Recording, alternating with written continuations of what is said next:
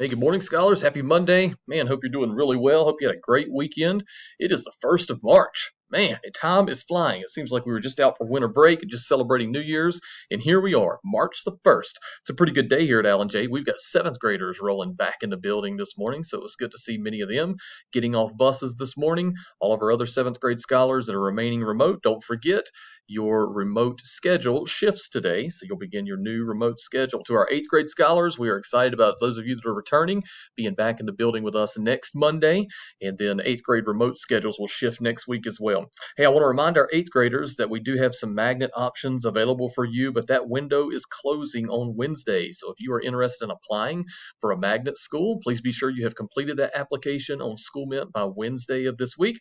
Also, we are halfway through the 3rd quarter, so we're going to send home interim reports today for all of our 5th, 6th, and 7th grade scholars, and 8th grade scholars, you'll get yours next Monday. Hey, let's celebrate some birthdays.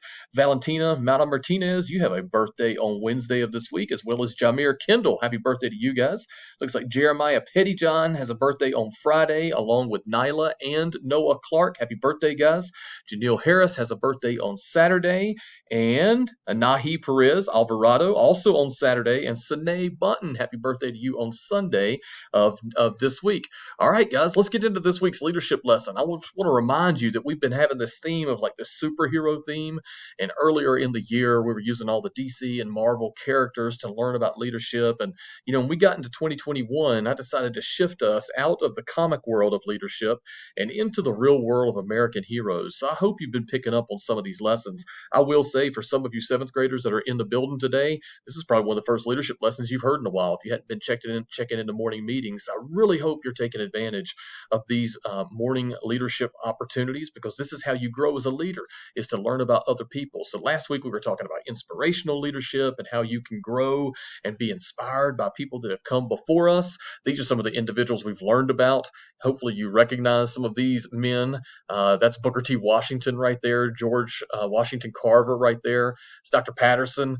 Last week we learned about Mr. Ron McNair. This is the Tuskegee Airmen. I've taught you about them. I'm going to circle back to them a little bit this week, but I hope you're learning about these ideas of leadership through these weekly lessons. So this week I've entitled the lesson Dedicated to Service, and I'm going to talk specifically about service men and what that looks like from the perspective of 2 individuals, and I want to introduce them to you.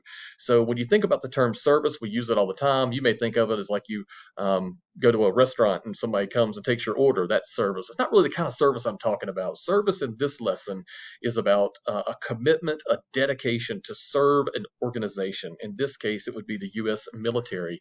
And we're going to talk about 2 significant individuals, one that is here over my left shoulder and another that he's related to. So stick around for this story, okay?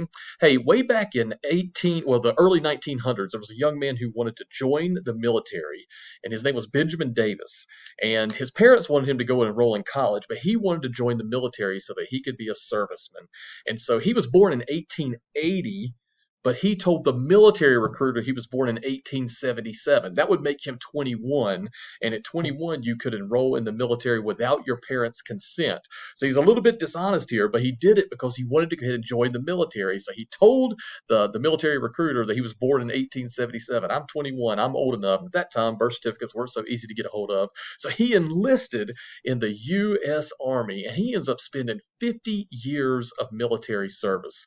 He becomes General Benjamin Oliver Davis, and he's significant for a lot of reasons, but one of them is that he is the first African American brigadier general of the U.S. Army, and that term brigadier means like a single star, a 1-star general, and so he has the achievement of being the first African American general in the U.S. Army. Some other really cool things about him: he's also connected with Tuskegee University. He was assigned to teach at what was then Tuskegee Institute on 2 different terms. He served one term for about 4 years, and he left and served in some other capacities, and then was assigned to come back and taught there for about 6 more years. While during his early career, he had a son that we're going to get to in just a moment. His name is also Benjamin Davis. We'll refer to him as Benjamin Davis Jr., but he also is going to pursue a military career, and he's going to go to West Point Academy, which is a really significant military institute. In fact, it's the premier military institute. It is very difficult to graduate from.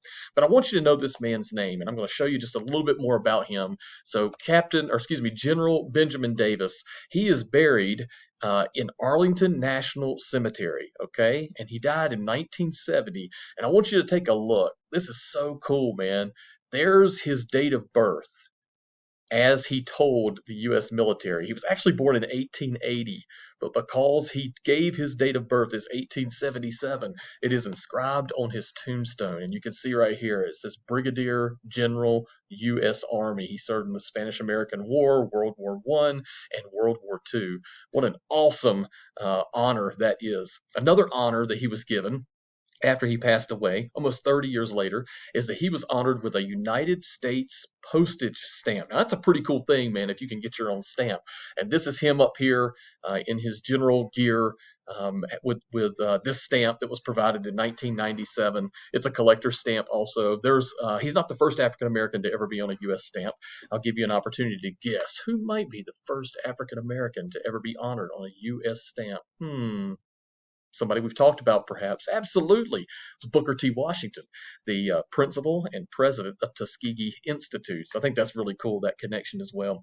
So on July 20th, 1948, this is really cool, after 50 years of military service, he retired, and at his retirement ceremony, President Harry Truman is presiding. So he's speaking, and he gives a beautiful speech about the impact that General Davis has had on the U.S. military. And then 6 days later, President Truman issues an executive order which abolishes racial discrimination in the United States Armed Forces. So you just think about the impact, the role, the legacy that Benjamin Davis Sr. had from his commitment to serve in the U.S. military. So let's pick up the story of his son. Now, when he was at West Point Military Academy, Davis Jr., he had all kinds of discrimination. In fact, it's said that during the years that he was there, he was never even assigned a roommate. He was one of the only African American students enrolled in Westport Academy. He had to eat lunch by himself. People were trying just like to isolate him, to push him out.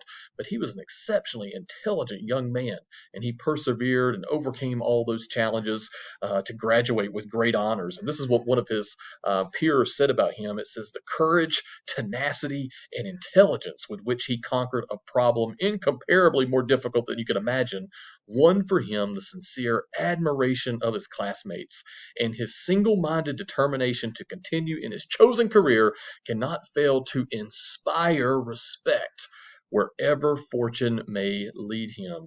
So he encountered many challenges, but yet overcame them, and people were respectful of his just pursuit of excellence. So let's see some of the things that he actually did in his military career. He also is connected with Tuskegee Institute. In fact, one of his first commissions was to teach military science there, similar to how his dad did. And then when World War II broke out, he was commanded to be in charge of the Tuskegee Airmen. So he was an original Tuskegee Airman. This is him. And then he also ends up being commander of that group and flying multiple missions in World War II. He rose to the level of general in the U.S. Air Force. Remember, his dad was a general in the U.S. Army. He becomes the first African-American brigadier general of the U.S. Air Force. Oh, wow, that's wild. His dad's the first African-American general in the Army. He's the first African-American in the U.S. Air Force. What a remarkable career. There's some other cool things about him. He had all kinds of leadership roles in the U.S. Air Force, and he retired in 1970. 20 years later, President Clinton promoted him to a 4-star general, even after he had retired. And you could see him looking distinguished in his U.S. Air Force uniform there, and President Clinton pinning on those 4th stars. And he is also buried in Arlington National Cemetery. There's a picture of his tombstone, and you can visit that whenever you go to Washington, D.C.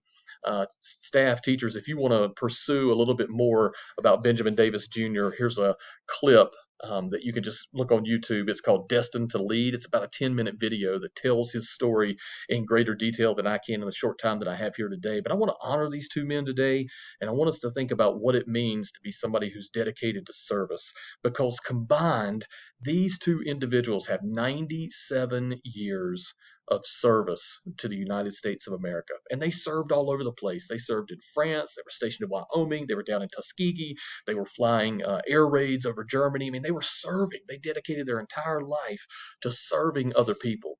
You know, in Leadership Lane, there is a portrait of Mahatma Gandhi, and he has a great quote about service. He says, the best way to find yourself is to lose yourself in the service of others. Imagine that if we spend our days just focusing on how we can serve other people at a high level, you lose yourself in that, and that can be a great way to find yourself. So Gandhi is certainly extremely wise and has some great words there. So I want you to think about possible ways that you could serve. Maybe during lip block and leadership time this morning, you guys can have some discussion, or you can journal a little bit. You're not at the age where you can join the U.S. military, and some of you won't join the military. You'll go on to a four-year university, or you're going into the workforce. But for others, the military may be a great option of a way to serve. But currently, in your role, ages 11 to 14, what are some ways that you can be dedicated to service? I bet you can think of some great ideas. Hey, I'm going to show you a picture of the two generals standing side by side, but it's on a slide where it also has the house points. So let me set it up for you. We are moving our way through the third quarter. And in the third quarter, there's been houses winning week after week. Nike has won, Dynamis has won, Hegemon has won. I don't think Sabio has won in the third quarter, but they're chipping away at it. So keep earning those house points, keep earning your individual scholar dollars. Those things will go into your account. And I look forward to sharing at the end of next week who the house champion is. But let's look and see who did really well last week and check out these two generals standing shoulder to shoulder. Wow, look how close it is. 2372, 2377, 2382, but it is Sabio with 2,460 house points.